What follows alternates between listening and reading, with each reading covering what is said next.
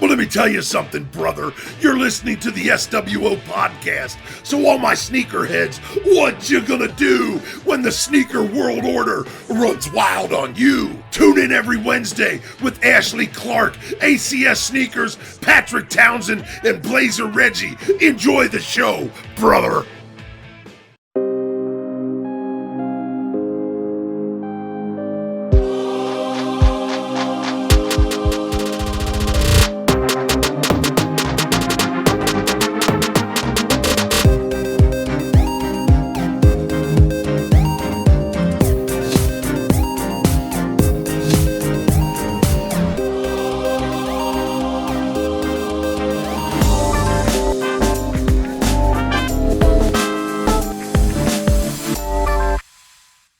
Welcome to another episode of the Sneaker World Order. It's Franklin, aka the King of Trainers. We're happy for you to give us exclusives, but if you can't, we understand. I mean, I love the brands a bit, but some working for them is a bit tough. I can't lie.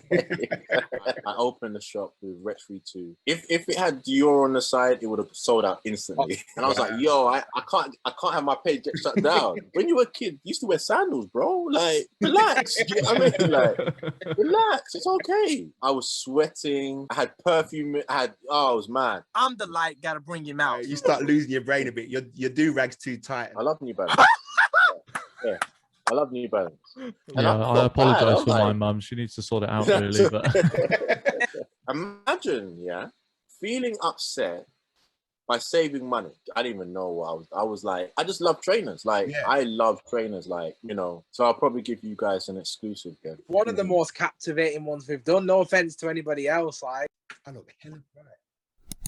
hello and welcome to another episode of the Sneaker World Order. Tonight, our special guest is Mr. King of Trainers himself, Franklin. So throw it over to you. Just do a little introduction for yourself, mate. Cool. It's Franklin, aka the King of Trainers, aka the Governor of the Kingdom, aka I'm playing. I'm just a normal guy from North London who likes footwear, who turn it into something, and that's really it, to be fair. Pat? So it's Patrick Townsend, Patrick T for real, and everything else. Brandon's shocking. We all know that. But anyway, Patrick Townsend, YouTuber, Instagram, well, so-and-so, and just like kicks, man. So yeah, Aiden from ACS Sneakers, holding it down from the north. It's getting a bit, a lot of Londoners in here tonight. It's just me in the north. So come and check me out, ACS Sneakers, Instagram, YouTube, all those good things. So yeah. Oh, brilliant. And obviously Reggie's on his way. If he can get here, he can get here. If not, then the Prince of New Balance ain't going to have his argument with Pat this week. So yeah, we'll kick things off as we do every week. So Franklin, if you'd like to show us what you had on feet today. Yeah, so it matches my top. I put it back in front, but this is what I wore today to match my top for students. So just a light, Kim Jones 95. Yeah, I actually really rate them. I know a lot of people didn't really say they like them, but I really like them and the orange ones as well. Really nice shoe. Me, if it had Dior on the side, it would have sold out instantly. You know what I mean? So, you know how people are. Oh my God, they're amazing. So you know how people are. Yeah, those are definitely ones I looked at, because I'm not really that big, because my feet are big, so they look bigger on me, and I've never really been.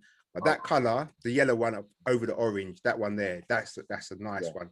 Every time I look at it now, I'm like, should have got those. I mean, they're still around. And they're gonna go down.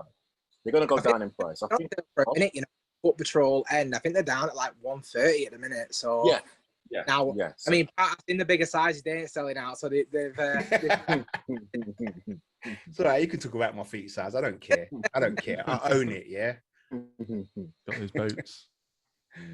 So, shall I start this? Yeah, go for it. So King of Trainers. I caught you on Show Your Crepes the other day. I know you told people about how you got into this and whatever, and I know you've probably told so many people, but for our listeners and for our thing, just please just tell us how you got into it, what was, I'm not gonna say your first trainer, but what was that love you had? And you know, you told a story about your first trainer, so that'd be nice to hear again, actually. So cool. Yeah. So so I mean, look, you know, I guess in the social media world, a lot of people think having King of Trainers name is like bragging and stuff like that. But no, it's literally a nickname since the early 80s. So my mum loved tennis. She loved Boris Becker. And literally when Boris Becker won his championship in 85, what people don't know, Boris Becker had like a clothing deal and a trainer deal, right? So his clothing deal was with Ales, and his training deal was with Puma. So what my mum tried to do, I've got a picture, I might post it up like soon. I got a picture of me wearing some Pumas that she bought me, which she thought was the Boris Becker ones. Do you get what I mean?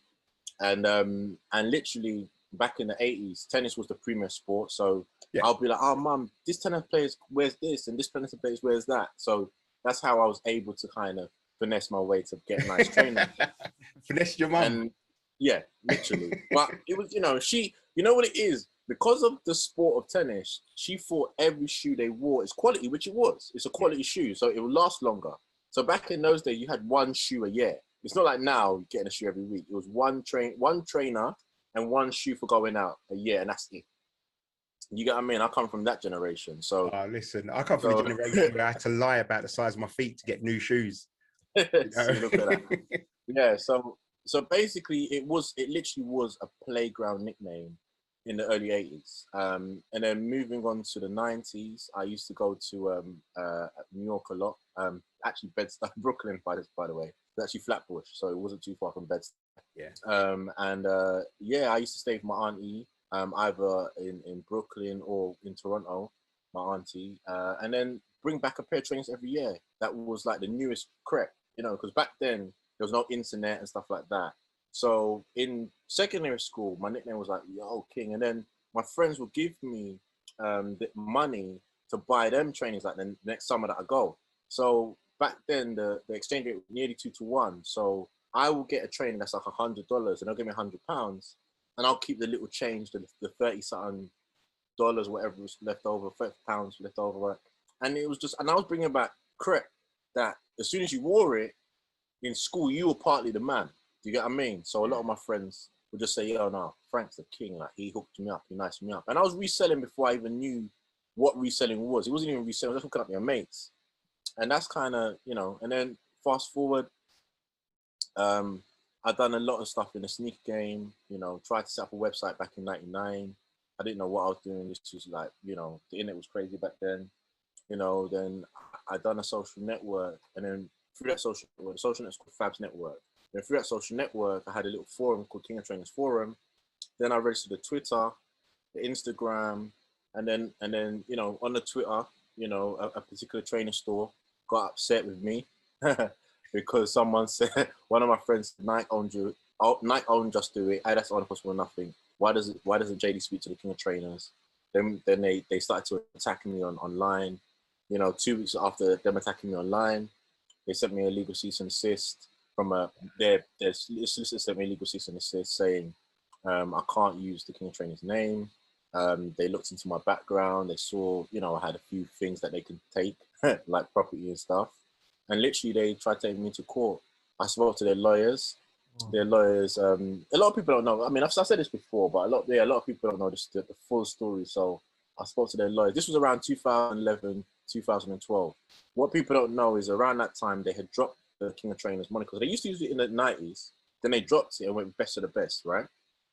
Then by dropping it, like, I didn't even think I was infringing. I didn't, you know, it's not even like that. It's like a nickname. But by me having the domain names and the Twitter and all that, they got upset. Then they tried to take me to court. I spoke to the lawyers. She was like, you've got 7 days or else we're going to court. Then I learned everything there is to know about trademark law, saw some great areas. And then I phoned them up and I said, look, let's go. And she was like, what do you mean? I started breaking her off with some law. Then she was like, oh, like, this guy he knows what he's talking about. Yeah. And then they kind of sent me a letter about 3 to 4 months after that conversation saying, look, our client no longer wants to pursue this. You're free to do what you want, etc. At that time, they relaunched. There's only one King of Trainers.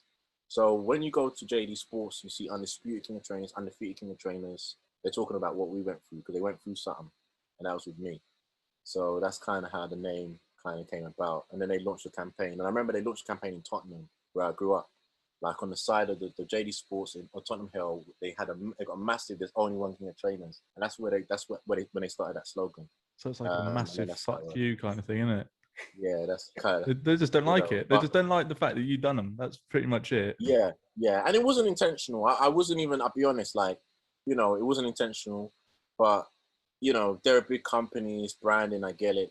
But God being so good, now we've worked together. They paid me to post up on my Instagram, so I can't grumble, man. Big up man. So you was doing marketing and bits before you even knew you was doing marketing.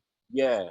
I didn't even know what I was like. I just love trainers. Like, yeah. I love trainers. Like, I think sometimes when you have like a big following and people think this and that, like, but if you know me, like, nah, Frank, you come to my area, someone who knows me, then nah. When it came to Crep back in the day, I was, I think I posted some old school pictures. Like, people know, like, I was on to Crep. Yeah. But yeah, that's my story.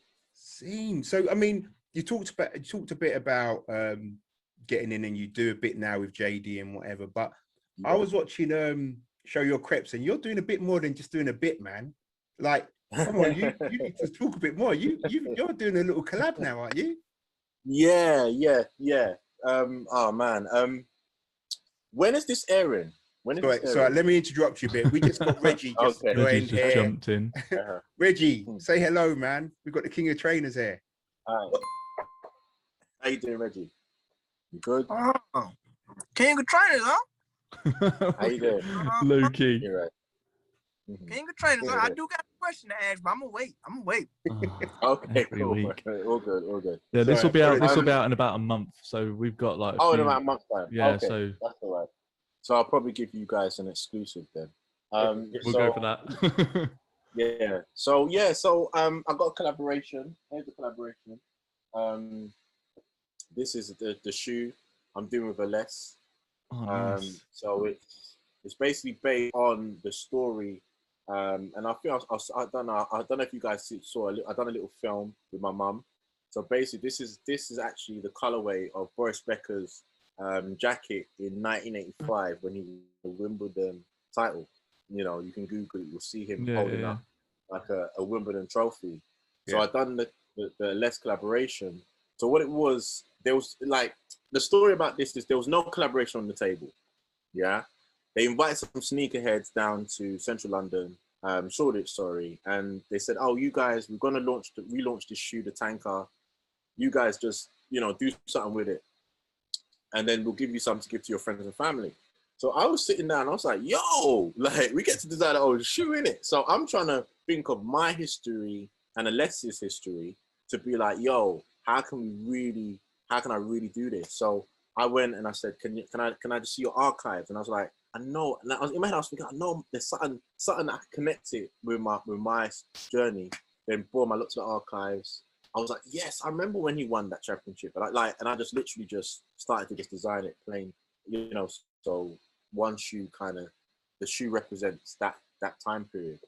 So this collaboration, I done this so long ago, literally before COVID and lockdown, and then COVID came in and literally knocked the collaboration out.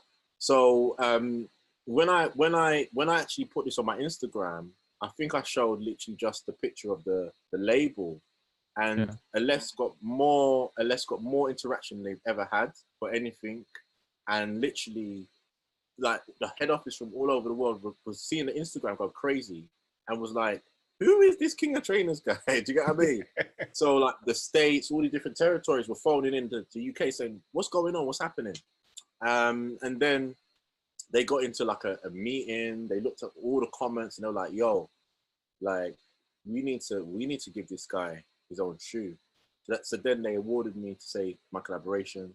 Then COVID came in, and then but it's been postponed. So I guess the exclusive is it's going to be released around Wimbledon next year. Like I literally just got an email just before this show. Amazing. So next year Wimbledon, these will be out, limited edition. King of Trainers and a less. I remember those Congratulations! kicks, Yeah, man. wow. I Thank remember you, those. thank you. Yeah, I remember. thank you. Like, this is how deep I was, right? I had Yeah. at least white tracksuit. Oh wow! And Wow. and it was one of my first like tracksuits I bought myself with my own money. And I remember coming home and I'm putting it on. You know, you try it on and you walk downstairs and your Yeah. sisters are like, "Oh my god, yeah, look at you!" And your mum comes out and goes, "White, White, yeah. Yeah. You're not to buy anything white, yeah. You go, that's not gonna last you for, you know what I mean?" And I remember going out thinking, I am the man. It just finished raining. I just got it all wrong. I came back, I ruined the bottoms, there's mud on the feet. Oh, it was horrible. I wore them once. Just ruined them, man. Yeah. Just ruined them. Yeah. Yeah. Well, if you want to do any, I thought I'd let it go, but no. if you want any guys to review it for you, we've got a few YouTubers here that No, will for do sure, reviews. for sure. I mean, we're gonna hopefully make that happen.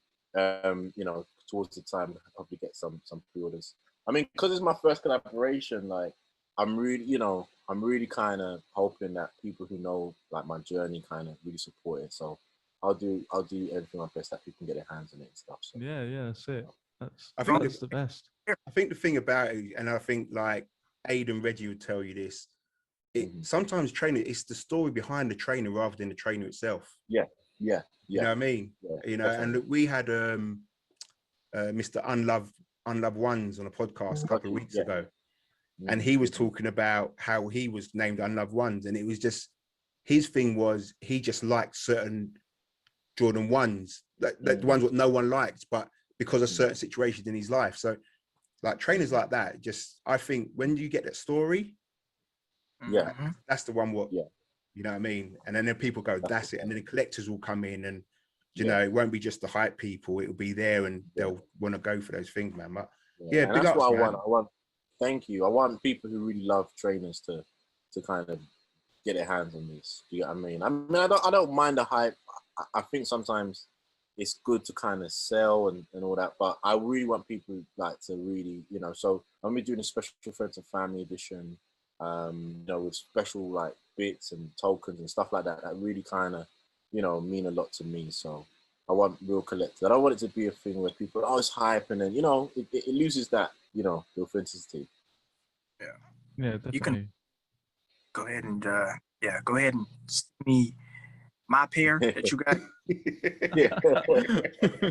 Don't worry, I got you. All right, you got to pay the duty though, Reg.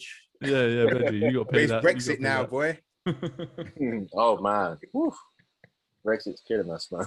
Always got to pay. Hot pants. Right, so Aidan's obviously Mr. Space Jam over there. Let's carry on with what's on feet now that he's here. We'll do a mixture of things today. So no longer the Skeptors. Hey, I missed them. That is done. It was a hot 30 days, but today I brought these out. Oh, nice. Oh yeah, duck camos. Very nice. My feet died because I was in the office, so I decided to get home and swap them out for these bad boys right here. It's wow. It's a dad flex, and my kids love them, and I'm a cool dad now. So yeah, right. Oh, so how was the film? You never told me. How was Space Jam? It was all right, man. Like the way I look at it is this, right? So I love Space Jam as a kid. I still love it now. I watched the kids before we went to watch the new one. They weren't really feeling it. I'm gonna be honest. They weren't. They don't know who Michael Jordan. Well, my oldest lad knows who Michael Jordan is because he was like I don't know. He just really likes shoes like me. But my little lad had no idea who he is. Has no interest in him whatsoever. He thought Tasmanian Devil was a dog. Has no clue about it. Got you. Just make me feel old, man. Well, I took him to see this one, and honestly, like they loved it. Absolutely, like it's a mix between like cartoon and obviously live action, and it was a silly film. I laughed. There were silly moments in it. It was a decent watch, but I'll be honest, LeBron can't act at all. I love LeBron, but he cannot act at all. It'd be like if they cast me in that film. It was just so, but like playing up to certain things like it's LeBron's way or no way, and it's like, you know, LeBron isn't really a team player, you know what I mean? Like, and he to be fair, like he's not a good actor. I mean, but Michael Jordan wasn't that good in Space Jam 1 anyway. Original Space. He was all it was a different time. little Michael better. Like the little kid in the beginning was better, and that so it was all right. I think if you go into it with your kids, your nephews, your little brothers, your little sisters, and all that, you go into it with a kid, you'll enjoy it so much more. But if you're like 30 years old, you just go and plonk yourself down, you're not going to enjoy it at all. It is what it is. It's just one of them things. But I think it's just a silly film. It's a good summer film, so just don't expect too much is what I would suggest. That's fair enough. What's on feet, mate? Me, I went for, it was hot today, man. So I went for something had a bit of breeze in it. So I went for these. Oh, nice. Oh, nice. Yeah. Yeah. See-through ones with waffles. They're just light and just easy, man. Just really, just a nice kick, really. Just simple, nothing to it. They were sitting as well. I don't understand why they were sitting. I think, you know what? Nike have just released so much different colorways of these. Yeah. You know, so I mean, I think this was the original color that come out, but I've seen green, blue. I've seen them go up on the sneaker app, like the black ones, and I got my son the black ones. yeah, they're just a nice, easy kick. If I'm honest with you, there's nothing to just roll with anything. And I kind of see what Nike's doing is something like that because it's the Sakai double sole. They're trying to use parts of like the collaborations, then bring it into their own shoe, and then really I mean, I definitely saw when I first saw those, I thought, oh, Sakai have come out with a more sleeker version, and then you looked at there was no Sakai whatsoever, it's just Nike. So for that money, and and then they straight away they put them on Nike by You, the Nike ID. Got you. So like even like with that's the webbing, the see-through webbing. Yeah. On the Nike ID, you can get it in cloth, which different colors, materials. Change the color laces, all this. They've just gone in, so you can change the heel color. There's a little Nike sign there. You can change that color, and you can just like remember they've done it with. I think the first one done it was Air Max 90s, didn't they? Back in the day, and Nike Town in London had that big studio where you go in and it's by appointment and all that stuff. That's me, man. Reggie? Well, y'all probably can see it, but I had to, I had to bring out the babies. Sorry, Reg, that's the shoe before I went online. That's the shoe I was telling you about. Sorry, I'll step back now. And you'll know what I was talking about. That's one on board. That's a nice shoe, Reg. But now, what was that, Pat? It's okay. No, like I was at work and then I had to go somewhere, so I had to change clothes real quick, and I had to rock my babies, man. I had to rock the greatest brand of all time, and then work. Oh, now you know. Don't play, Pat. The greatest brand of all time. We're not going to get into this now, man. We've got guests on the thing, innit? That makes we don't want to argue in front of company, yeah? Makes it better, because he know. I think he knows what I'm about to ask him. That's all that matters. That's all that matters. Just ask the question now, innit? Just get over and done with, so we can go into real questions. Let it settle in. Let it set in. Don't be a hater. Don't be a hater. Okay. And my shameless plug. It's not shameless plug because they're our first sponsor. So obviously the whole On Feet is now revealed by Shoe Stack, which is our sponsor. Oh, dope. Yeah, and I've got the ZX2K for a massive steal of absolutely free. Wow. Yeah, one of the perks of working for the company. But I had these on feet today, and my gosh, they are so comfortable, aren't they? Yeah, like I thought Ultra Boost was just great on its own, but yeah, these are another level. They really pulled out all the stops. It's crazy. I mean, on my channel, my YouTube, I've done a review of those ZX2Ks when they came out. I've got like the black and yellow. Yeah. And it's my biggest viewed trainer. I mean, I've had Dior's on there and Jordan 1, but I think I've got over about 43K views on that. Wow. Comments just keep on coming. you know, and it's the trainer you can pick up. It's all different colorways. It's just an everyday thing you put. I even slip into them myself most of the time, if I'm honest with you, because they're just so comfortable and just, you know, they brought out the version 2. Is it 2K 2.2 or something like that? 2.0, Yeah, it's not the same. No, see, that's the thing. I tried on the 2.0, and then when it come to just those, I was like, you know what? I think these are comfier. Yeah, because it's like the cage isn't as tight. yeah. They're nice and loose, and It's more of a sock, isn't it? yeah, it's definitely more of a sock feel. And obviously, in this premium box that we got, and with like a magnetic lid and everything like that, the slogans, you know, don't rack 'em, stack 'em, and they were kind enough to send a couple over to us. So yeah, for every week now, we're going to do the reveal through these. Okay, So cool. yeah, Also, really... use my code ACS10 at checkout. Save yourself 10%. Look at that. Shameless plugs. We love it. This ain't no. Use my code. Watch my review of them boxes. Yeah. Definitely. Let's do some more shameless plugs. So, Mr. King, what else are you working with? Oh wow. What else am I working with? Oh God.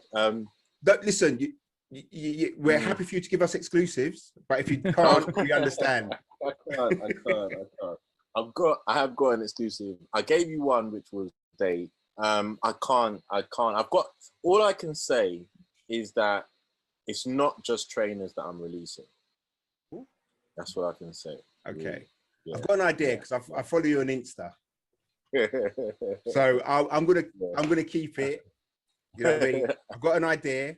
I'm not going to say anything. I'll just keep it like that. No, I appreciate that. Thank you. He's going to send you a message with his address, like a ransom note and that. Like, yeah, you know what to do.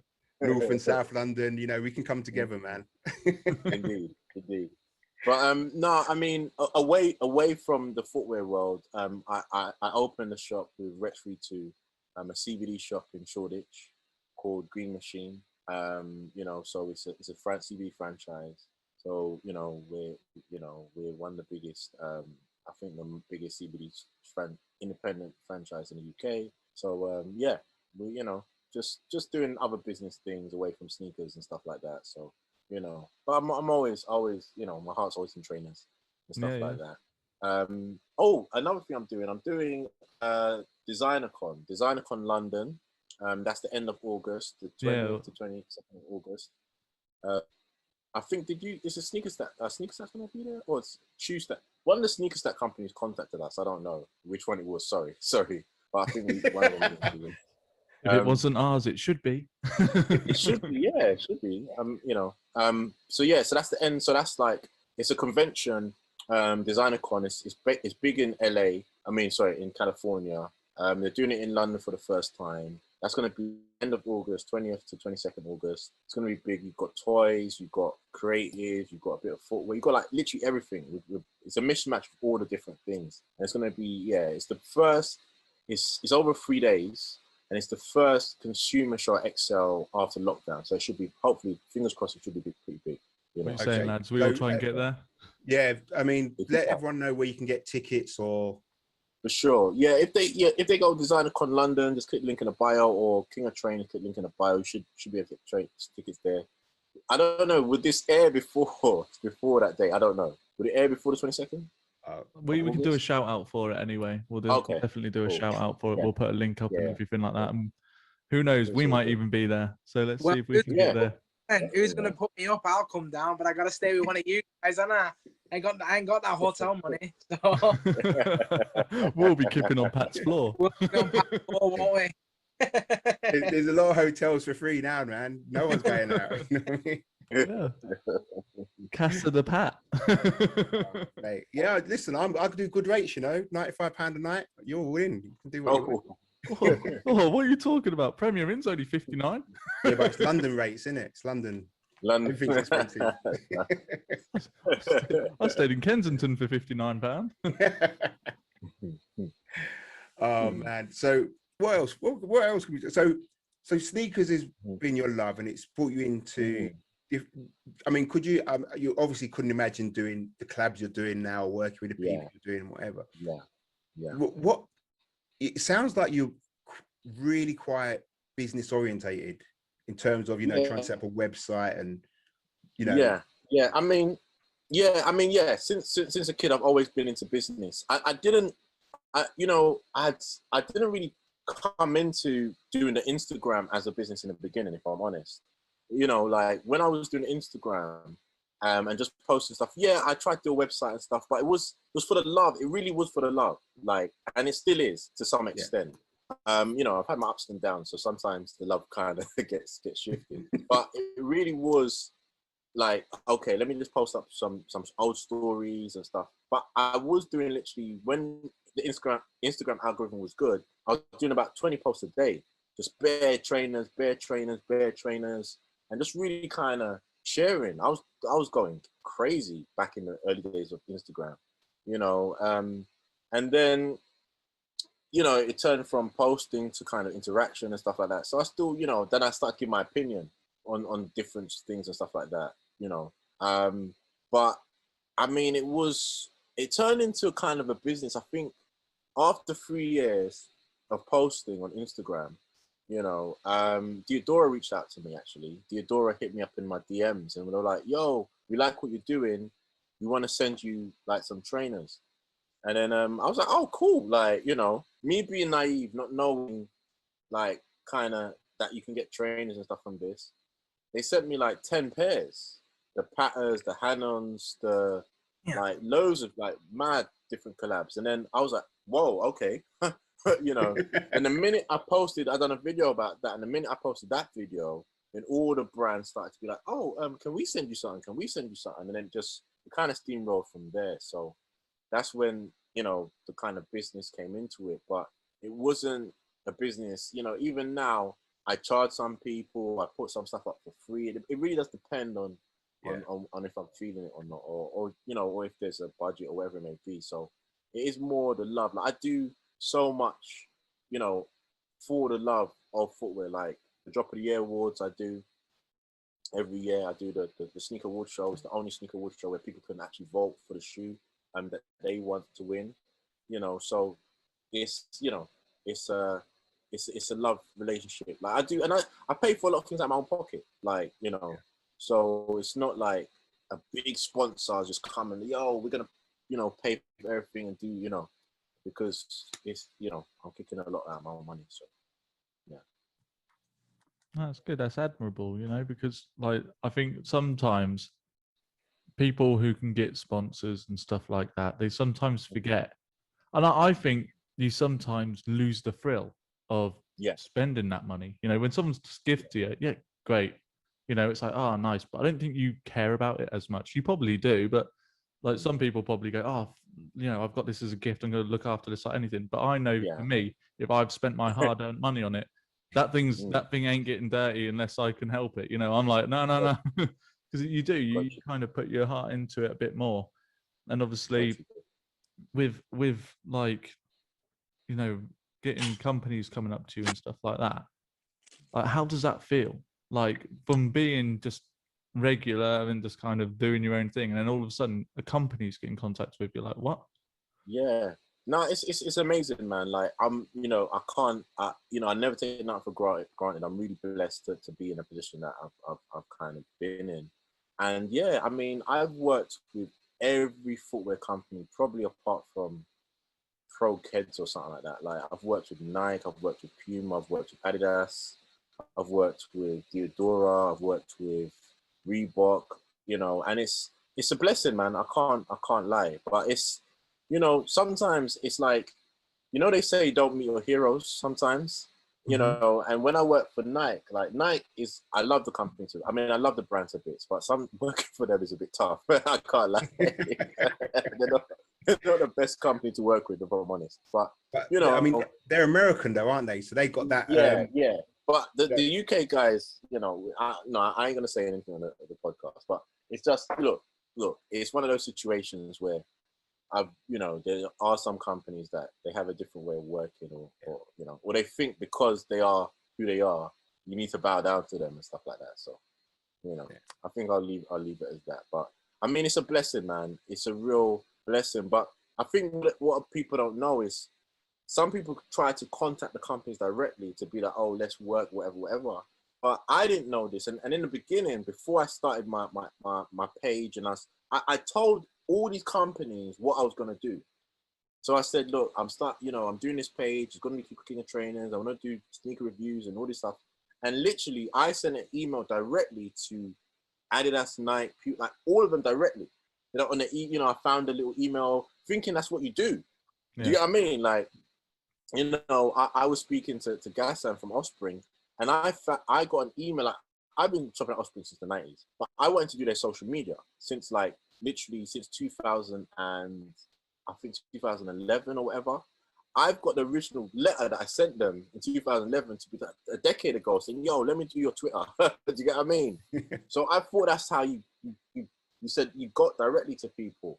Then I realized you have to go through the PR company, so all the brands have a PR company and they're the ones that kind of filter through and stuff like that. But I didn't know. Do you get what I mean? So I was thinking, no one's getting back to me. And I literally done exactly what I said I was going to do, like literally a couple of years later. And then they all was like, oh, we didn't know you you reached out to us and that stuff like that. So it's one of them, those things. So, So I got a question. Yeah. So when you was first starting out, right? Did you at their Instagram account when you was posting your trainers, or you just post them and then you got known for it? Yeah, I used to. Yeah, I used to at their Instagram. I used to tag the companies in and stuff like that. But I was doing a lot of news. I mean, I used to do a lot. Me and a guy called Gucci Paul. We used to do a lot of leaking and stuff. Do you get what I mean? We used to do a lot of leaking. We were doing create but then I got to the point because my guy Gucci, his page got shut down like 3 times. And I was like, yo, I can't have my page get shut down. Do you get what I mean? So I kind of slowed down with the leaks and stuff because every leak account's page has been shut down except for mine. Like really? Every leak account, his page has been shut down. I mean, even, back in the day, it was me, a guy called Vivian Frank, and we used to leak. We used to leak our like trainers, and it used to be so cool. But then pages would get shut down. Like we're like, So, but yeah, I used to add the brands. I used to do like, I posted over 15,000 images, man. I used to go crazy on Instagram, but that's a grind though, isn't it? Like 20 a day, that's a grind, man. Yeah, it was, yeah. Because that's when the algorithm was good. You could post up, and by posting more, obviously you get more followers and stuff like that. It's just not the same no more, man. It's just like, they've made it so that if you have like a big account, you have to pay. And I'm not willing to pay. Like you have to pay to promote, and you got to put money out. Yeah, I'm not willing to do all that. So I mean, now you go on Instagram, and it's like you go on like the lives or the things. You swipe one, it's an advert. Then it's then it's an advert. That's it. Then it's sponsored, and then it's crazy now. Yeah. And I get that's the thing, isn't it? But, that's the thing, because when I was like trying to set this up and promote this podcast more, it was all about like, oh yeah, promote this and get from 100 followers to 5,000 followers. And I was like, you know what? I'd rather it grow organically. I'd rather 10 people listen to it and enjoy it, and then they tell their friends and it grow organically. We went from nothing 3 weeks ago to having 200 followers. Whether they listen to it every week or not, it doesn't, 200 people have found it organically. And that's what I care about more. Yeah, that's dope. And if in 5 years' time that 200's then 2,000, that's brilliant. If it suddenly jumps and we've got people coming on that like we've already interviewed who, when we release, like yourself as well, your followers and everything, all it takes is them, like a percentage of them. Literally 1% of your followers is like 100 people to us. If 100 people listen to it, then we're grateful for the time that they're going to spend listening to it. Oh, yeah. Frankie looked at it and went, 1% is 100. No, it's 100,000. He went, the maths ain't right. No, I get it. Yeah. So we usually ask this question, and like you've been in it from when you was a kid. What do you think of the way like trainers are hyped now? Oh man, that's a good question. I'm not. You know what? I'll be honest with you. Every sneakerhead has got a little bit of hype beast in them. If no sneakerhead can tell me they're 100%, I don't care about the hype. Yeah, you got a little bit. It depending on what brand it could be. If some collaborate, we've all got that hype beast in us, right? But I feel that when the hype is all you care about, then it's, you're faking the funk. You're not really, you get what I mean? If you go to someone's collection and all they have is collaborations and hype and, then you kind of, do you really love this? Because, a lot of GR trainings are my grails. Do you get what I mean? And those are the ones that I grew up like, yo, do you know what I'm saying? So it's one of those situations where now they use collaborations and hype just to sell the shoe with no connection to the story. Oh, we're gonna make Travis Scott do it. Oh, okay, cool. He's hot, but he weren't wearing dunks back in the day. He weren't rocking it like that. Do you get what I mean? But fair play. I get it. It's business, but you just got to kind of sift through, because a lot. Like I get opportunity. I'm blessed to get opportunity to kind of get whatever I want, right? But even me, I'm like, I won't rock that. Or, it could be hype, or it could be Ben and Jerry. It could be, I'll be like, nah, it's cool. Let someone else get that. You get what I mean? And I don't get it just to be like, I'm the king, I need to have it. That went from me many years ago. Do you get what I mean? But then there are some shoes that I like, whew, so it's a bit of both, but if it's not just hype. It's funny because I mean, talk about dunks. I've said this from the outset. I remember when I was younger. You were a skateboarder to wear dunks. Yeah. Do you know what I mean? Dunks weren't the ones. Do you know what I mean? Yeah, now, that's any color going out is sold. Like Jordan 1s. I mean, I get it in the sense of they reintroduced Jordan in the sense of the last dance, and it was a lockdown, and do you know what I mean? And that's where it's going to go. And I think I was saying to the guys, I think probably this year or just beginning of the first lockdown is the first time I've owned a pair of Jordan 1s. Okay, got you. But I don't own every one of them because, I couldn't tell you what every Jordan 1 is, the shatterbacks. Yeah. Do you know what I mean? It just wasn't my thing back in the day. But I do agree with what you say about hype. I remember when Air Max 90s, the infrareds first came out. And we called them Air Max 2s because it was, and the only way you could get them was Lily White's. Lily White Piccadilly. Oxford Street. There was Olympus as well. Olympus, the big Olympus. Yeah, Olympus. Yeah, you can get those from there. Yeah, and so there was a hype, but it's more of a word of mouth hype then, because obviously you didn't have a social media, did you?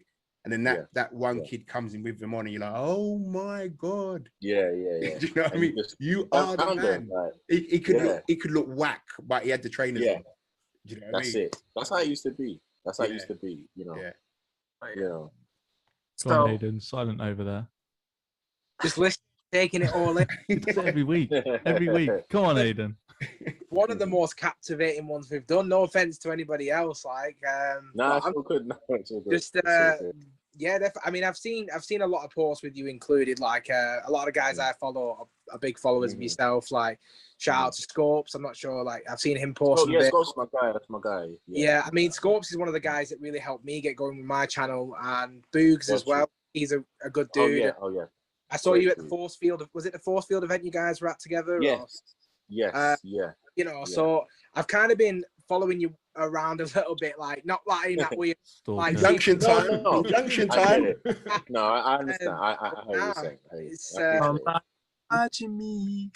I mean, for me, I'm still relatively new, and I don't claim to be like an OG guy or anything like that. Like literally, like I've started collecting trainers in the last 2 years. Prior to that, I couldn't afford to collect trainers. I was trying to find a place to sleep. Do you know what I mean? Like it was tough. So like hearing like stories about the 80s and the 90s and being around with all these releases and stuff, it's just I feel like I was out, man. I mean, I wasn't even born then, so it's like all right, Aid. Sneakers, I missed it by a few years. So no, I always say to people that it's not when you start. It's just having a love for them. You get what I mean? And you know, like any sneakerhead that, you know, who's probably not born with a silver spoon would tell you, it was tough getting a pair back then. I was just lucky. My mum loved tennis. If my mum didn't love tennis, I'll be wearing some real foul trainers, which is okay. I've had the high techs. I've had those shoes too. High tech techs. You know, yeah, I've had the high tech. So, you know, I think the problem is people nowadays, like, they fake the funk, right? So people are like, oh no, those shoes they're whack. But when you were a kid, you used to wear sandals, bro. Like, relax. You get what I mean? Like, relax. It's okay. You get what I mean? So, you know, it's just having the real love for the footwear and just appreciating it and things like that. It's not that deep. Like, I'm not one of these guys that you can't be in. You know, these guys. You know, us The old gatekeepers. guys. We call them the gatekeepers. Oh, you can't be it. No. The game is for everybody. Enjoy it. If you've been collecting for 30 plus years or 1 year or 2, it doesn't matter. As long as you just love it, you stay true to yourself. Just keep it pushing. That's good. Reggie's bursting at the seams over here. Pat, keep it quiet. But go on then, Reggie. Do your thing. I'm waiting for this question all week. Mm-hmm. I got a question for you, man. King of Trainers. 2 questions. I'm sorry, 2 questions. No problem. Do you like New Balance, and do you have a pair? Oh yeah. I love New Balance. Yeah, I love New Balance. I love it. Like people don't know, like, the history of New Balance is deep, especially in the UK. I mean, in America, obviously it was the drug dealer shoe in Boston. Like, that shoe was like the Air Force One in how it is in New York, in Boston, and places like that. The New Balance was just crazy. But New Balance in the UK, it was mainly an upper north shoe because that's where they had the factory. But yeah, no, I love New Balance. They make great quality, great quality. Yeah. I'm sorry. Say it again. They make great quality shoes. Great quality. Yeah, they make great quality. Yeah. Look, all I'm saying is they're not the best looking trainer. Oh, that's fair. That's fair. Well, Okay. I'm just saying. I'm not You just dissing lost you. the No, battle. listen, I am not dissing New Balance. Yeah, but they were not pretty. Do you know what I mean? Yeah, and They were a dad shoe back in the day. They were definitely, the New Balance was definitely a dad shoe back in the day. Well, in North London, where I'm from, they were definitely a dad shoe back in the day. Right, you know, South London, East London, Midlands. King of Trainers, it's Listen, okay. I keep on saying this, yeah. They were like the Asics. You remember, like, Asics was a running trainer, and that's what it was, wasn't it? Yeah. And then I remember going to America, and they added the colors, and all of a sudden you were Asics stores, and they went mad, and you're like, oh, and then you started looking. So with New Balance, I get it. I don't get it for me, and I don't understand. I don't understand how they number it. Number 9241, 952. Frank, can I call you Frank? Go on. Yeah. It's okay. Don't worry about Pat. He's lost in the light or in the dark. I gotta pull him out in the light so he can see what New Balance is really worth. So don't pay him no mind. He's lost in the light. Well, I'm sorry, the dark. I'm the light. Gotta bring him out. So it's okay. Don't worry about it, Frank. He's lost in the dark. He's mad because New Balance is the greatest brand ever. That's okay. That's where you start going a bit trippy now, isn't it? You know, you start losing your brain a bit. Your do-rag's too tight and all that, man. You know what I mean? Over here, baby. Don't get mad because this guest right here is on my side. It's okay. Listen, 1 out of 25 has got to be on your side. I'm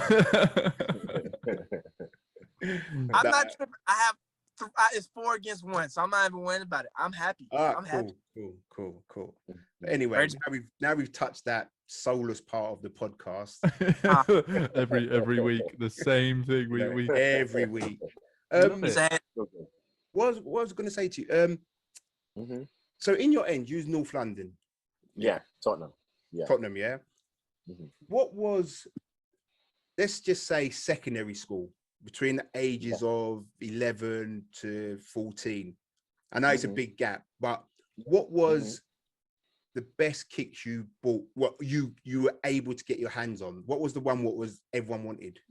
Yeah, I know it's so been 20 years, but just that secondary school, you yeah. know. So I mean, the secondary school years. I mean, towards the end of secondary, Air Max, the Air Max wave came in heavy. So if you had the most expensive shoes, you were the guy.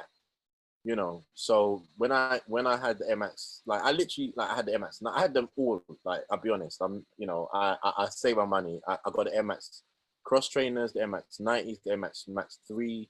I had them all. But I mean, one that really stuck out to me was when I was like 11, I had the Air Max TWs, the Air Max TW, and no, the Air TW. So they were a cross trainer, yeah. And that shoe was incredible. Then after that, I got the Air Icarus a couple years, and the Air Icarus they had the leather black and the leather white, and everyone got the black to wear to school. And I was one of the only people to get the white ones, the Air Icarus whites, and those were like, ooh, you got the white, like, you know, because back when you're a kid, you're not allowed to really have white trainers. Let's be honest. Like, it was never something that your mum would be like, you can't have no white trainers because you know you're gonna mash it up. Yeah. But I remember I said, Mum, can I get the white one? And she was like, yeah, cool. And you know, but you know, I mean, then like there was an era in the 90s, Air Max conquered, like, and it's because of the price point, you know, like they put the price point up high, you know, was like £100. Like people don't actually know, yeah. You know, people call the MX 95 the 110, right? 110s, yeah. People don't know the first month when the MX 95 came out, they were £99. People don't know that. So where I come from in Tottenham, we don't call those the 110s because we remember when they were £99. It's like, do you get what I mean? So they came out for the first month for £99, and because of the popularity, they went up to £110 in like I think the second or third month. Then a couple of years after that, 3 years after that, the Tien came, and those came straight in at 110. So we called the Tiens the 110 over the 95s. Right. But people don't know when the 95 came out. They were 95, 99, 95, and that's how they tried to do it. But then they realized this shoe is too hot. Then the price went up, you know. So that's kind of like the story on the 95. So. I remember my first, I call them 110s because I remember going in to get those trainers and they never had my size. And back then, you remember like they could ring round the other stores. Yeah. And you travel and you go, you know, and they got 1 in 2 in. 2 in? Yeah. So 2 in. Yeah. You know, you that's get that there and you know, it's friends of friends, weren't it? Everyone had a friend who worked in Foot Locker or whatever it was, and you know, and they could get it. So you go, nah, we haven't got it. And then you see the boy come in and go, here you go. You're like, So it was always 110 to me because I never got them until they were 110. That's what I'm saying. Like the backdooring, like people think people backdoor now. Back then it was backdooring differently. Yeah. You couldn't, you know, if the trainer was hot, you know, unless you had a plug, you know. I was just fortunate enough. I used to go to the States a lot, so I was all right. I used to go to New York, you know, Canal Street, you know, Flat 40. Yeah, how do you? I remember like I used to have family who used to go to America and things like that. And I was saying on another podcast when we got trained, you could never come back with the box. Oh yeah. So because I used to go so many times, I used to know how to flatten the boxes and put them in, like, you know, in the lining of your suitcase. Yeah. You can unzip it, right? Unzip. Yeah. So I used to flatten them because, like, I'm a box lover. Like, I need to open the box. That's what I do. What's in the box? I need to open the box. So when, you know, like my aunts might bring me back a shoe and say, "Oh, we couldn't bring the box." I'm like, what? Like, I'm vexed. Like, they just give me the shoe. I'm vexed. I'm there like, do you get what I mean? I don't care how much the shoe's worth. I want the box. I want the whole experience. So it got to a point where, you know, you're fitting all these boxes in. So literally, I would be like, no, just don't leave the box here. And it's me, nah. So I would literally unfold it, flatten them, and then put them in the lining of my thing, and then take them through. I remember one time in like the early 2000s, I think 2001, I went on a university trip, right? And I had over $3,000 worth of Avrex jackets and Nike trainers, and literally going through the airport, I was I was literally shitting myself. I thought they were gonna stop me. I was walking. I had a bag. Like the bag, I paid $88 excess on top of the yeah. It was that heavy. The bag was packed with just merchandise, and that's the law. You're not allowed to bring over 3,000, right? Yeah. I had I think 5,000, but it was crazy amount. And I was literally going through the airport, and I was sweating. I had perfume. It was mad, you know. But I made it. I made it through customs, you know. And then everyone got their pair of trainers that night. So it was a good trip. You get a knock on the door in a week's time. It's not because of us. I used to Custom excise coming after you. Oh man, custom excise. And I remember when they opened like the Channel Tunnel and those things, going to France was a big deal because they used to have some really good. Yeah, they used to have some really good factory stores in France, in Calais. Oh man, I used to just I mean, that's how I used to have a little trainer studio in Wood Green, you know, and I used to supply people like Chipmunk and you know those guys with their trainers. Wow. And I used to bring back trainers from France and like Europe and stuff, bring them back in the early mid 2000s, you know. So that's it's funny, isn't it? Because I remember like in my world there was either London or America what done trainers. Nowhere else in the world done trainers. No one had any trainers. You know, it's just that that's how that was my life, isn't it? And then one time I think I went on like a college trip to Amsterdam. Oh no. And then you were like, whoa. Listen, they had kicks, they had Air Maxes, Jordans, what I'd never ever seen before. And you know, and you start talking, because everyone can talk English in Amsterdam, can't they? Do you know what I mean? And I remember this guy, he said to me, "Oh, UK, yeah?" I said, yeah, look, I've got like, I don't know what I had on or whatever. He goes, "Nah, they're old. You lot are old in the UK. You're an island." That must have hurt. That must have hurt. Listen, I'm looking at him. I had no comeback. You know what I mean? Because when the people around me weren't into trainers, they just, you know, college, innit? And I was like, and he's like, "Let me show you." And he just started showing these things, like, because they had, I think then, I can't remember, they must have had the Nike factory or the Nike. The HQ is in Amsterdam. The European HQ is in so just outside Amsterdam, like right. So I remember they said they had something Nike in Amsterdam, and they could get all the samples. Yeah, well, all in all size 8s. Yeah, correct. You know, that's kind of like how Patter started. You know how Patter actually started. Yeah. So Edson is a good. Yeah, I know you're wearing a Patter top. So literally, they used to bring a lot of stuff. They used to bring a lot of stuff from the States, right? And then Edson and stuff will go to like America, get stuff back. And literally, the people from the Nike HQ out in Netherlands will come to their shop and be like, "We haven't even got these. What's going on?" Do you get what I mean? Wow. And that's literally how they got their deal. So the Nike came to them and said, "Guys, you got to stop outdoing us in our own, you know, our own country." And literally, that's how they got the Nike deal, because they done a deal to sell directly for Nike because they had better shoes than the employees who worked at Nike. Yeah. And then Edson was like, "I need my own shoe," and that's literally how they got the that's deal. Crazy. I mean, it's just an eye opener. I just remember that instantly, and I think that's when I realized, UK is an island. You know? Yeah, it's an island, man. And we you know, we're snobs out here. We think that we got everything and it's all cool. Nah, man. I mean, back in the late 80s, there was a shop called F&F and Hype in Wood Green. Yes. And they would bring back stuff, and it was like, oh man, I mean, it was a premium because obviously people would just double the price. They just would like double the price and then say, "Oh, it's exclusive," whatever. But I mean, yeah. So I mean, we had the same thing. I think it was called Shelley's. Yeah, Shelley's. Yeah, Shelley's. Yeah. So they had like they had the Clarks, like, you know, the Wallabies, the Kickers, the Clarks, the Wallabies. Yeah.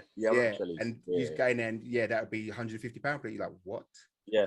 I used to get my Kickers from Shelley's. Yeah. You know, but yeah, no, it's crazy, man. So, I mean, I saw on sorry, I'm going back. Shout out to the boys at Show Your Creps as well, because they're awesome platform. Yes. I saw you were doing you do like a shoe cleaning thing now as well. Was that another collab? How'd that come about? Yeah, no. So I'm the shoe cleaner. I'm a brand ambassador for a company called Forcefield. And what we we were the first company to Forcefield's actually the crease preventers, right?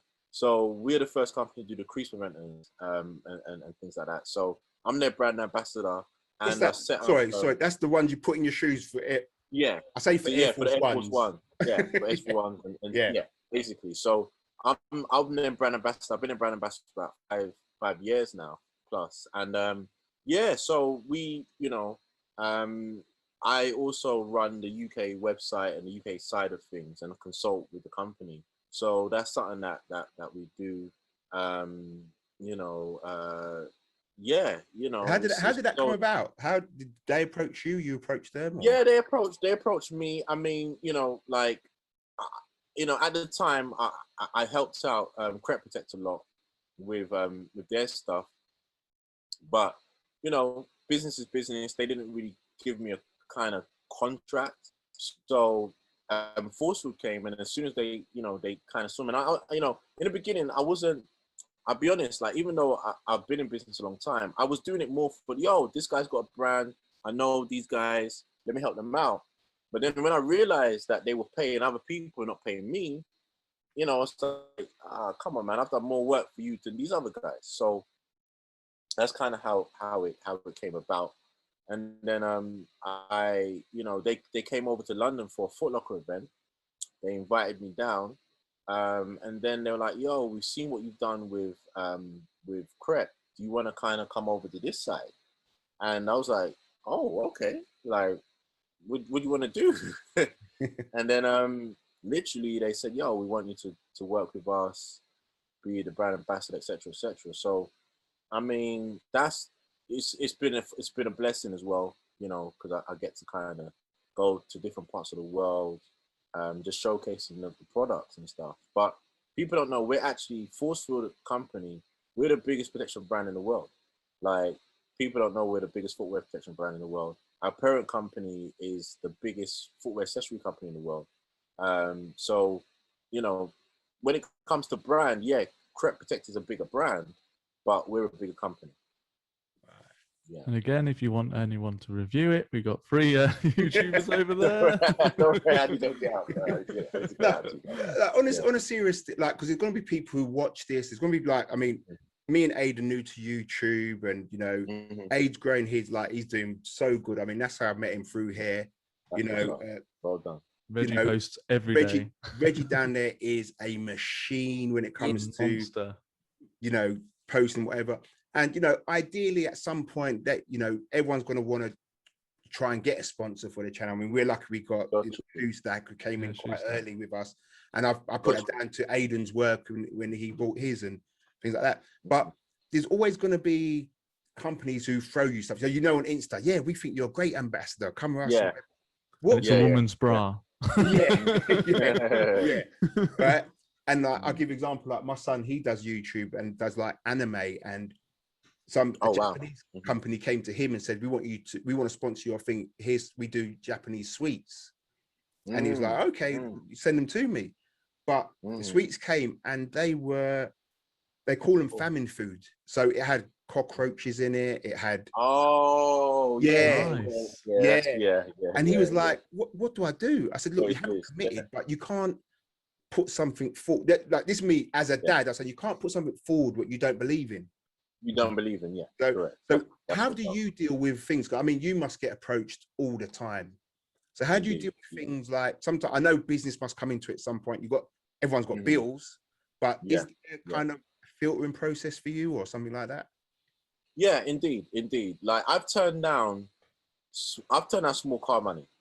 I've turned down small car money with people approach me to post stuff, and that I'm not really, I've had to say no a lot. But then sometimes what I've realized is my page is not just about me, right? So even, I think it was it last week, I posted up a pair of high techs, right? And back in the day, people used to frown on high techs and it's rubbish, etc., etc. But these high techs were worn by Nelson Mandela. Like, the model was worn by Nelson Mandela when he on his journey to freedom. Yeah. So how do you say no to that? Do you get what I mean? Like, how do you? you know what I'm saying? So sometimes you got to be like, okay, if I may not wear the shoe, the public would appreciate what I'm trying to do. Do you get what I mean? Yeah. You know, and then, yeah, there is, you know, brand deals and stuff like that. But I would say this, yeah, anyone who's listening to this podcast and they want to get into the brand deal thing, look at what you do as a social media person, right? Then make yourself a deck, yeah, a deck. So a media deck. So basically, a media deck. I can send it to you guys actually. A media deck is basically your name, your following, your your stats. And it doesn't matter about your numbers and all that sort of stuff. Just give a brief about yourself, your name, your following, your stats, and stuff like that, right? And then start to kind of say what brands I like and then what brands I don't like, right? And then you can be like, okay, if this brand contacts me, I will post this brand for free. Yeah.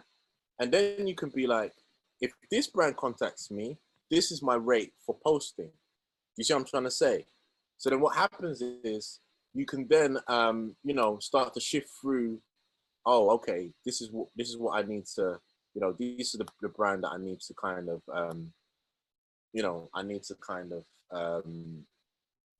work with, etc., etc. So in the chat, actually, I've just now put a media deck, a media kit in there. If you guys want to have a look, you can have a look. That's In the grand. chat. Thank I'll you. upload it for you guys as well. So when you create something like that, that's the best way to kind of showcase to companies. Okay, this is what I do. This is my deck. Then what the companies do is they start to be like, okay, we're going to use you for this project or that project or what it may be. I've been blessed that some companies will just hit me up and be like, yo, there's a large check. We want you to do this campaign. Yes or no?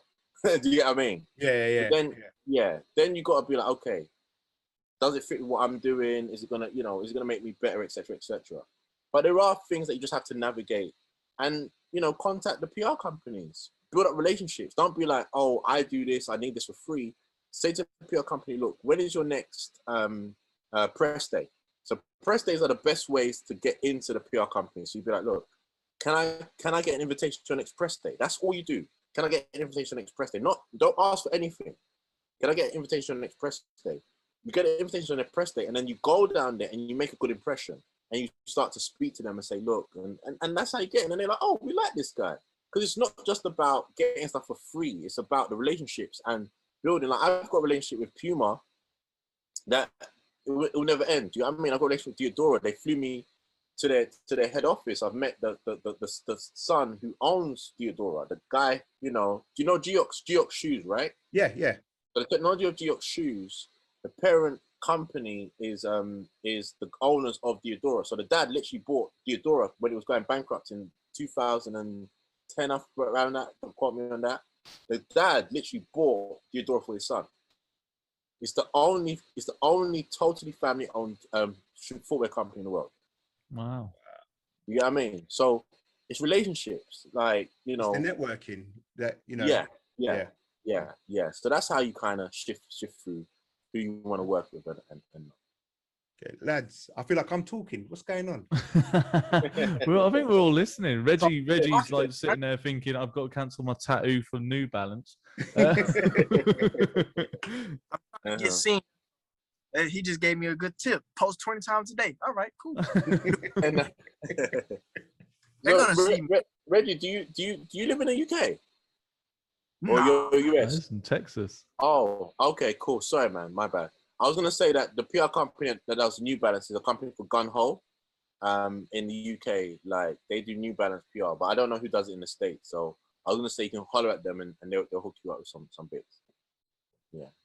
Reg, I might do it for you just to upset Yeah, you. Pat's gonna do it now. He's gonna be that. This is my New Balance. This is my collab that I do with New Balance. New Balance 902414.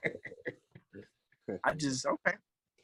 Thank you for the heads up. I'm PR. That's all. Well, No, this is like top things. I mean, like, I mean, if we haven't said it already, thank you for coming on with us. You know, Yeah, it's amazing, anytime. really. I you know, appreciate we're you not guys big, we're just growing, and we just love talking about kicks, and having Nah, you just bless us with your presence is it's all good. It's all good. above and It's all beyond. good. You know what I mean? It's So, all good. Like, you I know, mean, for me, I could still chat for more. I feel like, you know, I mean, there's much more I can say, but I feel like this is wrong. Aid, what's going on? Come. Taking it in this one taking a back seat kind of thing. Like, you know, I normally let myself get carried away, you know, when I was speaking to Jumping Man Chris and I was getting carried away and I was speaking to other people and that. But like, this is like, because like me and my YouTube channel, like it means a lot to me. Like I'm not doing it for like financial gain. Like I go about my whole YouTube channel is helping people like me, like new people that are just coming into it, people that aren't familiar with certain shoes and don't know what to look for in like what's a good quality shoe, not a hype shoe and all that kind of thing. So like hearing on the marketing, like as soon as you start talking about marketing and things, like it made me think of my own experiences. Like I'm getting decent numbers now. Don't get me wrong, I'm still at the beginning. no, but it's good. Yeah. But I remember like one of the first things I started to do when I started to, well, I had like 3 subscribers, is I looked at other people who were doing what I was doing. So I reached out to Scopes and we was actually chatting about this the other day because I went back to him because I had some lighting issues and I basically told him to buy the same lighting as me just so I can copy his lighting tips. So you know, I was chatting to Scopes about it. I was like, listen, like, you know, you didn't know me from Adam. We don't have any mutual friends or anything, but you like, you were chatting to me for days, telling me how to get myself set up and how to network and how to market. And like, it's just been it's been a whole experience in itself. Like, even though outside of shoes, like probably wouldn't know half the people that like Pat and Ash and yourself, like we probably never would have interacted.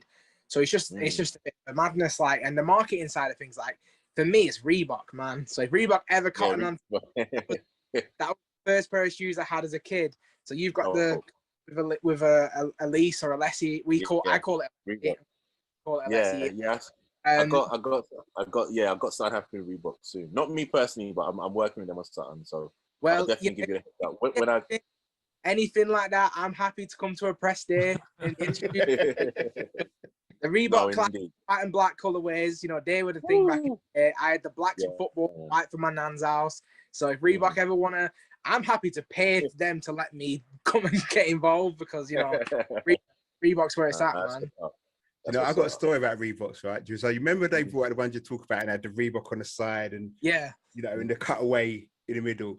I remember I wanted to get a pair. It's all black because I wanted to wear those to school, innit? Yeah, because like, instead of like I didn't like kickers. They were too heavy for me. I just didn't like them, and so it was like I wanted those. I remember my mum was like, "All right, come, let's go." And I went. I was like, "Yes, these one." And she touched them. She went, "They're too soft. You kick them out." Oh yeah, they're too soft. Yeah. No, you know that hurt as a child.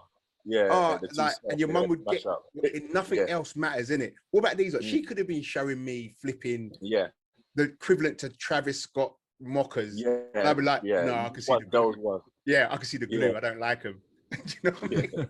That's it was like, though, back in the day, like people forget, like everyone acts like, you know, I'm still in I love Jordan Brand. I try and show love to every shoe until I don't like it, and then I just show hate to it. But like people don't. Everybody I knew as a kid had Reeboks. Everybody, and like the thing round here, because obviously we're up north. A lot of my mates were either United fans or they were Liverpool fans. So every time I curled a ball in my Reeboks, I was screaming Gerrard me. So I was channeling Gerrard.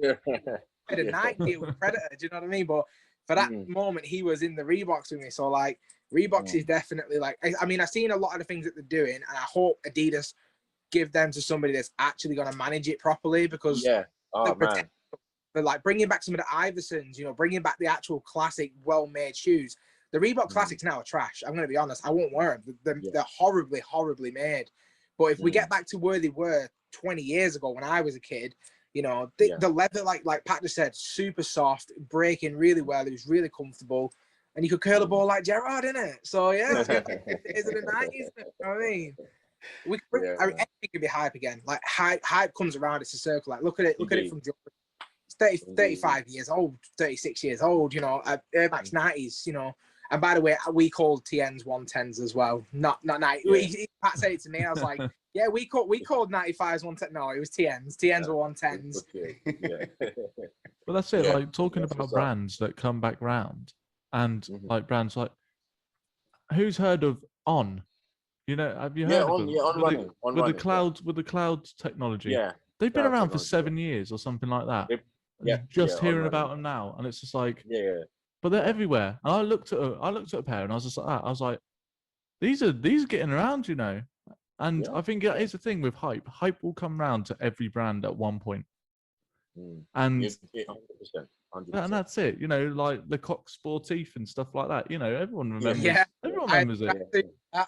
Yeah, that's Lacoste it. Sportif, man. Yeah, Mackenzie Yeah. had its run. And Kappa, You know? you know, Yeah. all these different brands Kappa for me There's was your the ones jean. back in the day, man. that were the poppers, like. Yeah, mate. It was that one that let them ladies sitting on your arm down Yeah, the that's t-shirt. it. Yeah. And don't worry, like Reggie, New Balance is coming round, mate. No, I mean New Balance is kind of it's like I mean with the Salim Mel is it the collaboration they've been doing Yeah, the recently? Salim Bambra, yeah. Yeah, he's been killing it. Like, and I mean New Balance look like it's just the quality. The quality is amazing, man. Like the quality is really good. You know. I'll be honest. Like I grew up on Nike, but New Balance quality is way better than Nike. When you actually put it shoe to shoe, but when Nike go in. But Yeah. when you look at the way, like just any like you can pick up any New Balance, you know, and then be like, oh, this quality is just brilliant. You know what I mean? You know, so Down to their basic range. It's like they treat their basic like it's their premium. that's what's up. That's what's up. Yeah, I like I said to you, I mean, I was never really a Jordan 1 guy. It just wasn't for me. And like I said, I picked up a couple of pairs this year and last year, but some of them you can really see the difference in the quality. You know, Man. some of the leather, you're like, is this leather? Yeah, it's You know? horrible. Is it It's horrible. leather? Yeah, and you're like, horrible. but they're charging premium rates for this. Like this is 140, 150 pounds. Yeah, it's You know? horrible. And then you'll get one with it like it's an unloved Jordan 1 and it's got the best quality in it. Yeah. You know, it's unbelievable. Like I've reviewed, like I've got a friend called Screech. Well, he's my brother's friend, but introduced. He used to be in London. That's my guy. You know him as well, yeah? Right. That's So my guy, I met Screech and he said, "Yeah, come into my loft. I've got some trainers." Oh my God. Yeah. It was. I did. He goes, "What do you want to look at?" I said, "I don't know where to start." You know what I mean? It's unbelievable. But he lent me a pair of these Old Love New Love Jordans. They come in the box. So you had the black and yellow, and then I can't remember what other color it was. The black, so the black and yellow, and then the red and black. That's right, yeah. But the quality on those back then is the leather was it was just soft. It's like kangaroo. Immaculate. Remember they used to use, I think they still do it, kangaroo leather for Adidas World Cup football boots. Yes. Yeah. They used to be so soft and right. It was like that. And then I looked at the great the smoke grey Jordans I got recently. Yeah. Oh my God. I felt robbed. I felt like Nike. Yeah. Honestly. And the price is just gone through the roof now. Yeah. You know what I mean? Like, you know, I've got a pair of Pures and Black Cat. So Jordan 4, people don't know that Jordan never used to get no love in the early 2000s, right? Yeah. You know, it was only if you knew about Jordans. I messed with Jordan like from the 90s anyway, so I was cool. But when Jordans came into JD Sports couldn't sell Jordans, right?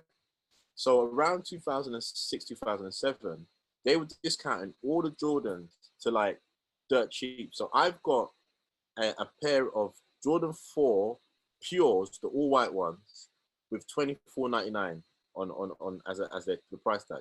I remember I picked up 30 pairs of Black Cats, Pures, and Air Force Ones for $24.99 in the Gants Hill JD Sports in 2007.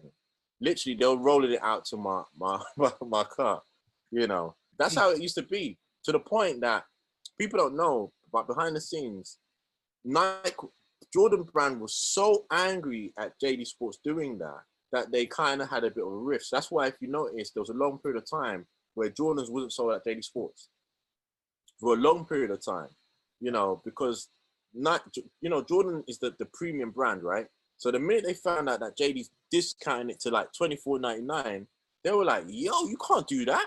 That's like killing our brand, you know? So yeah, I've got so I think sometimes, I remember I was at Nighttown and I done a talk at Nighttown and I showed and people were like, oh my God, they've never seen a Jordan be discounted, especially a hot Jordan be discounted to $24.99 in their life, you know? So it's definitely.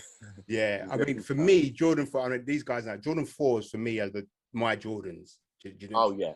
Not that they're the Best most Jordan. comfortable Jordans in the world, but They're not, but they're the best. You know, They're just the best. They're just the it's best. like I just remember that it is the infrared ones what came out, and everyone was like, it's the Jordans with the webbing. You're like, what? Yeah, they're really- It's the Jordan with the webbing. And you're like, oh my God. Come out, I had black cats, which I trashed. Like, you know, the one where it's not even nubuck, it's not Mash it, fur yeah. anymore. You know what I mean? The Yeah, sides and, you know, I've had the breads, which I've killed. And when you think, if I think back, they were very easy to get. When I think back now you've said that, it wasn't no the issue. breads and it wasn't a deal, but social media's literally since Instagram has just taken it, gone through the roof. Yeah. Instagram's made it difficult, like so hard to get trainers because, you know, obviously I'm partly to blame. I used to share a lot of releases and stuff and all that sort of stuff. But, you know, here's what it is. It's funny though, isn't it? I mean, like you said, you've done reselling, not knowing you doing reselling. You know, I mean, I've said it to Ash before. And I said it to these guys. I remember going to places in Vauxhall under the arches where they'd hold a little. Oh yeah. You know, and the little meats. Yeah, and you go in there, and most of them, you didn't really have dead stock. Do you know what I mean? You buy one or two, but you'd go and buy those trains you missed out on.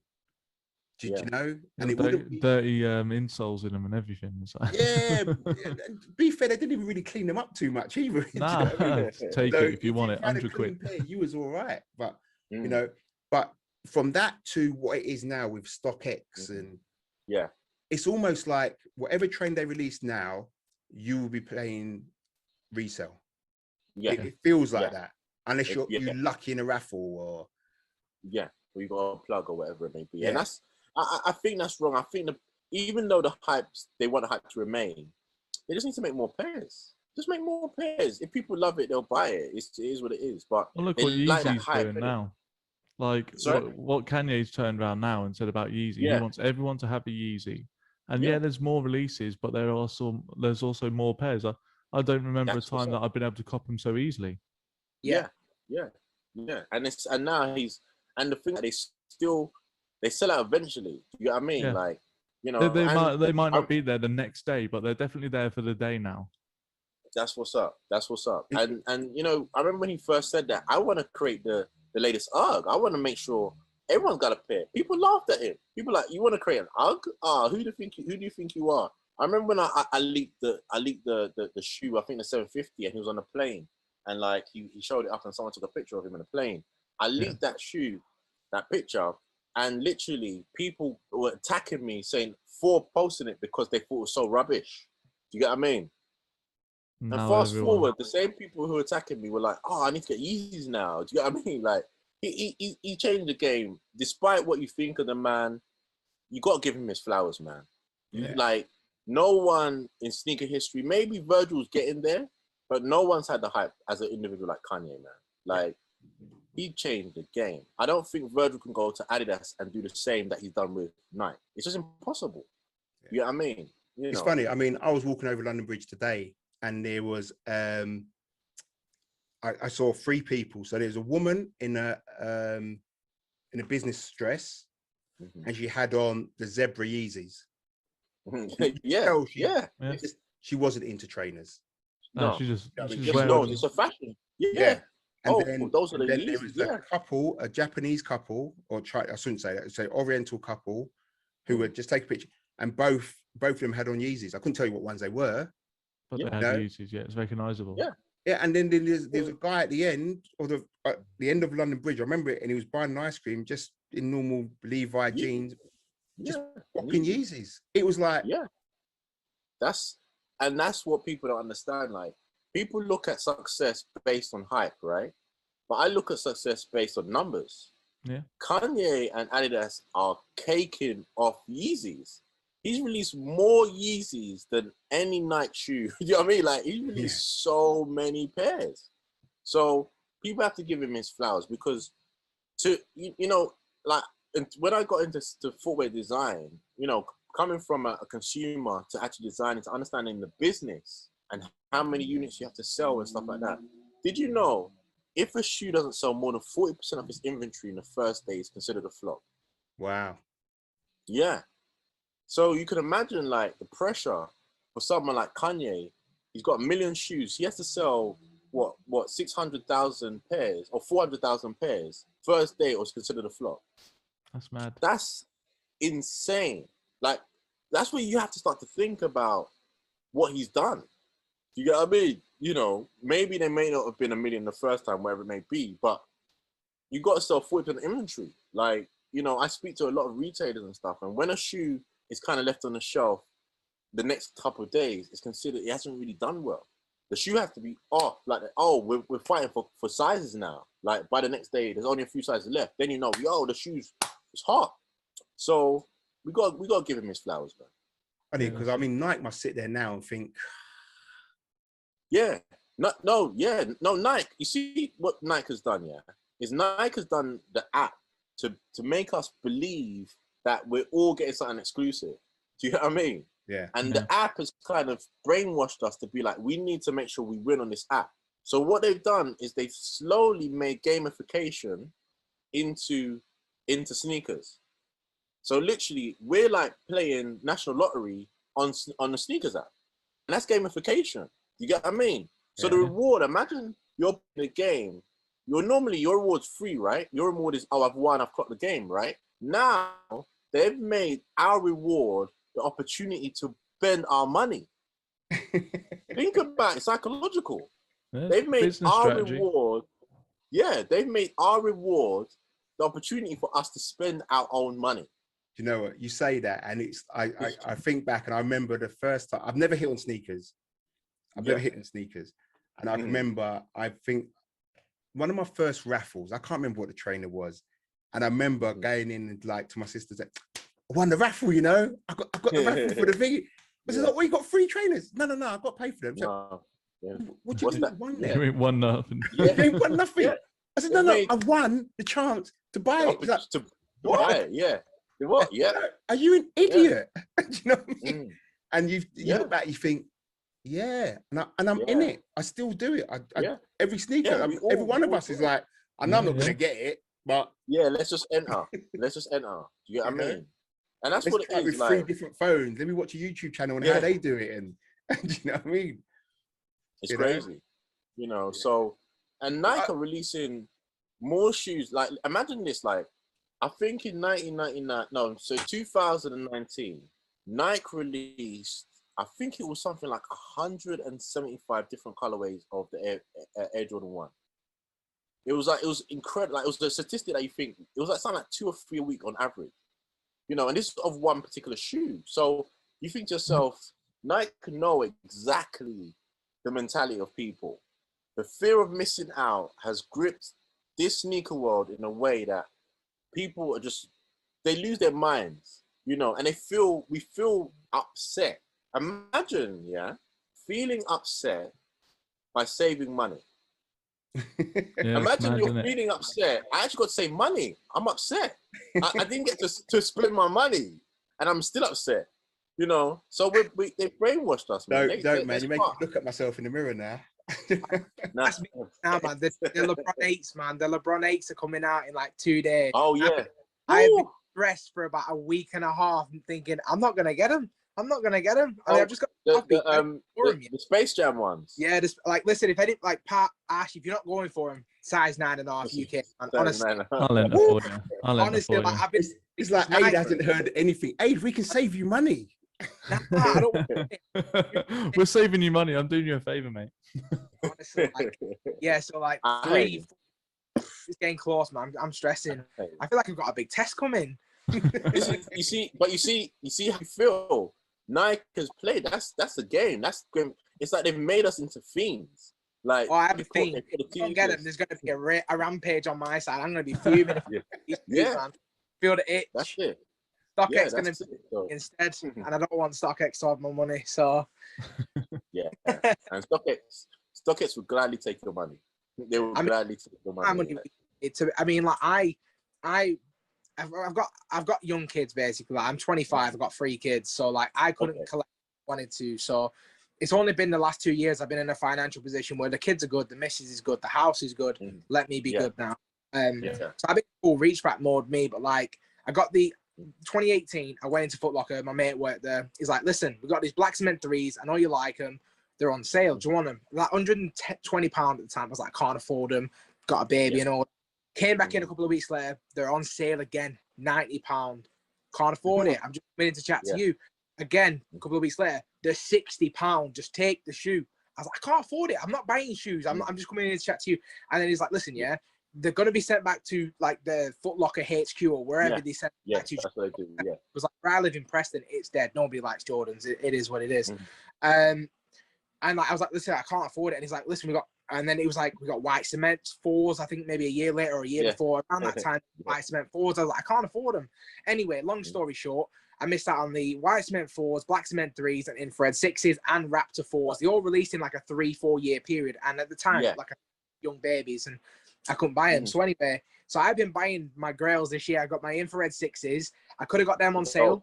I had to pay nearly £400 for them this year. Black cement 3s, £400 this year on them as well, just to get them, because obviously I've been chasing them down. My Travis Scott 6s, I didn't get them for retail. Like, StockX has been taking a lot, but it does that to you. Like, since 2018, since I put a shoe for £60, every year it comes around. Like,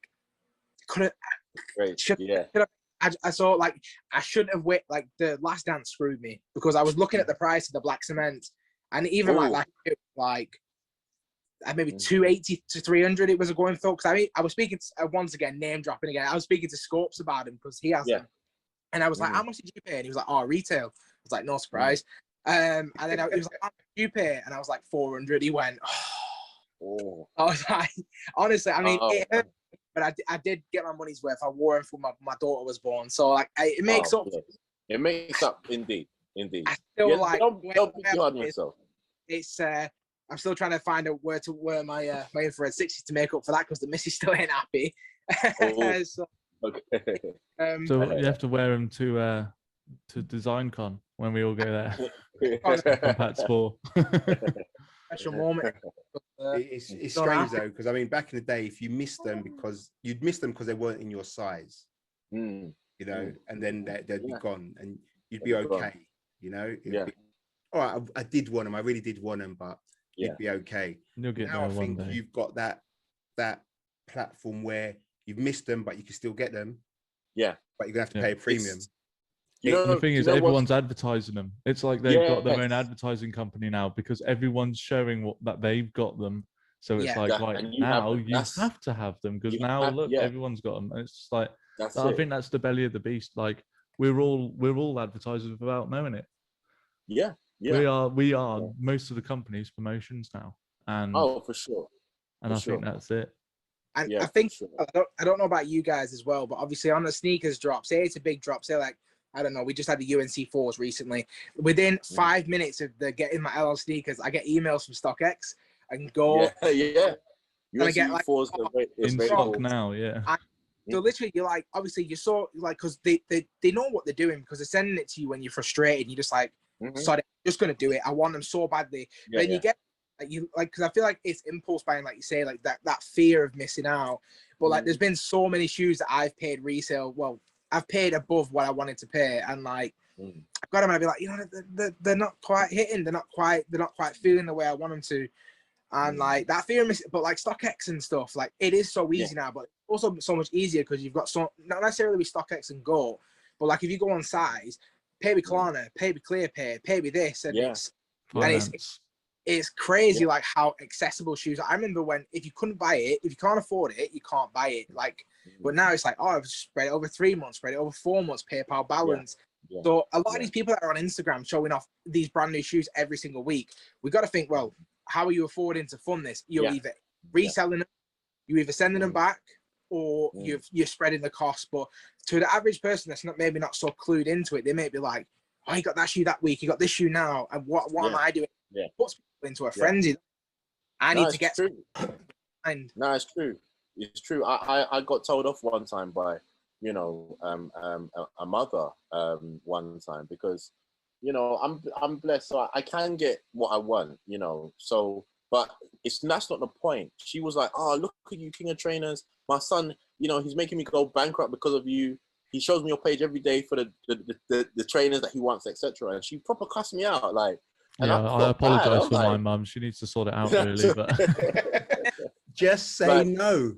Yeah, and I was like, look, you know, I promote it, and she understood where I came from, but she was still kind of vexed because she just thought I'm showing all these kids like all the shoes that I've got, you know. But I'm like, I'm a big man, like I can do what I want, but you know, I understand the sense of responsibility sometimes that, you know, you can put things out there and people be like, oh, he's got it, so I need to have it, type of thing. So then I started doing Financial Fridays on my page to kind of tell people, look, if you can't afford to buy the shoe, why don't you take half of the money and then invest it in the company or something, you know, just to kind of get people to think about that type of thing and stuff like that. So, you know, but it's a tough one, man. I get blamed a lot. Yeah, it's funny. funny. I'm gonna tune in. Sorry to cut you off. So it's Fridays, is it?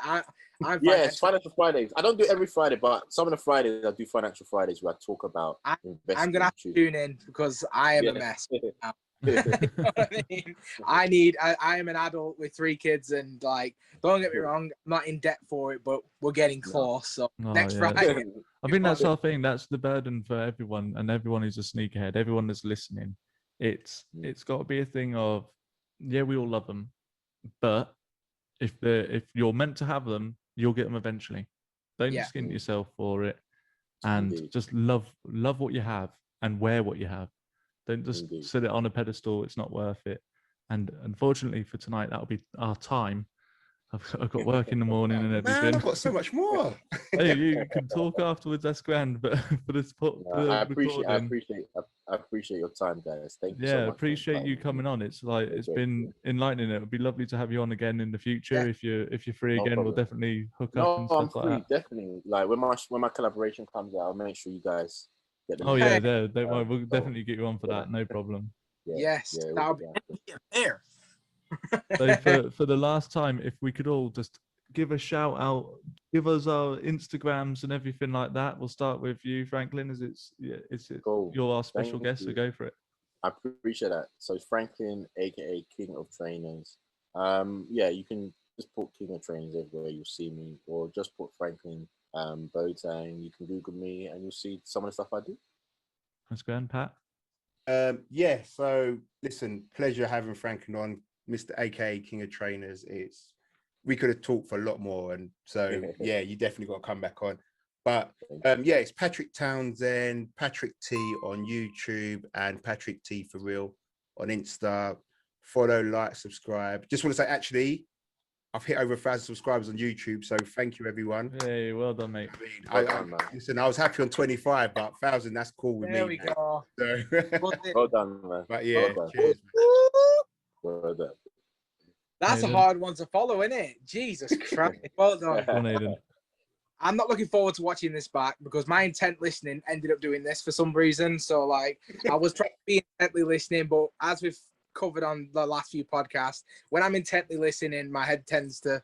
So I'm not falling asleep on you guys when you're talking. I was just listening. But honestly, like this, I mean, no offense to our other guests. I like, Jumperman Chris was definitely a highlight for me, but as far as as enlightenment and things I'm going to definitely take away with me and put into my own journey. And even I'm probably going to echo to people that watch me, like this has been like crazy important for me. So I appreciate it. So I'll be watching this. Everybody else does. So we'll get views from me because I didn't write it down. So yeah, if you want to find me, ACS Sneakers on Instagram, YouTube. We're on our way to 2K. But yeah, not what I'm talking about today. So congrats again, Pat, for 1,000 subs, man. That's massive. Thank you. Yeah, that's brilliant. Nice, and Reggie, quiet Reggie for this time. Next time he's leading it, I think. Yeah. No, man. I was looking at that business mind that Frank had, man. I'm gonna post 20 times a day. So I know for sure. But nah, man, of course, man, you guys can follow me on Instagram and YouTube, Blazer Reggie, man, aka the New Balance Prince. I'm here all day, every day, man. After this, I'm literally about to post my video after this. So if you guys want to look at that, like, subscribe, and comment, I'm all here for it, man. New Balance Prince is in the building and is about to leave the Brilliant. And just from the podcast side of it, it's the sWo podcast. We're on Apple, we're on Google, we're on Spotify, we're on Deezer, we're on everything and anything. Me personally, it's just Ashley Clark, 5 for the S. Follow me on Instagram if you want to, but obviously I'm mainly here for the podcast. And just to kind of echo what everyone else has said, thank you so much for coming on, Franklin. You know, you guys have all kind of got your things going on. For me, this is my little kind of baby that I'm working on, and every guest that comes on, I appreciate like coming on for it, and it's brilliant. So just a massive thank you, and for everyone in the Sneaker World Order, thank you, and see you again next week. Cheers. Nice one. Thanks, guys.